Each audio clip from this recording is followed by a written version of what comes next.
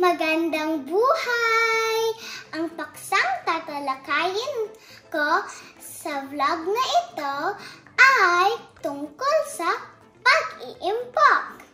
Ang ibig sabihin ng pag-iimpok ay pag-iipon, pagtatabi, pagtitipid, at pagsisinop ng mga bagay tulad ng pera o ka-ari-arian. Ito rin ay tumutukoy sa pagsisikap ng isang tao para makaipon ng sapat na pera para sa magandang kinabukasan.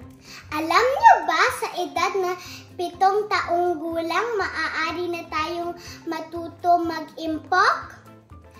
Ipapakita ko sa inyo ang mga simpleng paraan na mag-iimpok. Ugaliing magkaroon ng alkansya at lagyan ng coins o barya araw-araw para makaipon.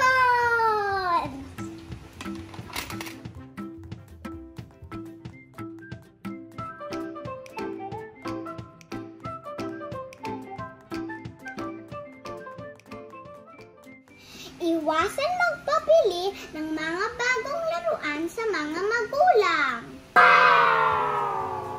Sa halip, mag-recycle na lang ng mga bagay na pwede maging laruan.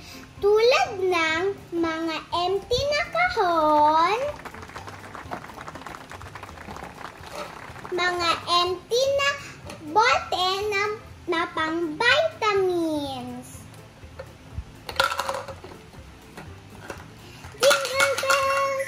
Diba masaya? Patayin ang TV, electric fan,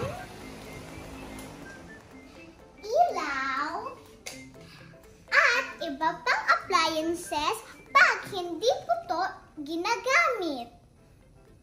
Sa pagligo naman, gumamit ng tabo.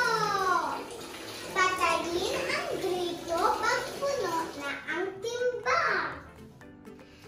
upang hindi masayang ang tubig. Sa pagkain naman, siguraduhin walang matitirang pagkain sa plato. Huwag magsayang ng pagkain dahil ito ay biyaya ng Diyos.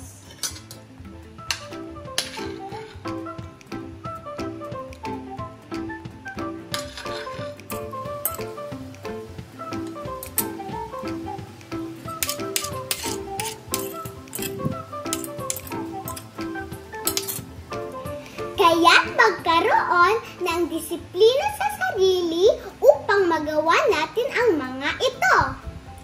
Kung tayo lahat ay marunong mag-impok at magtipid, tiyak na magkaroon tayo ng magandang kinabukasan. Salamat po! Salamat sa pagnunood!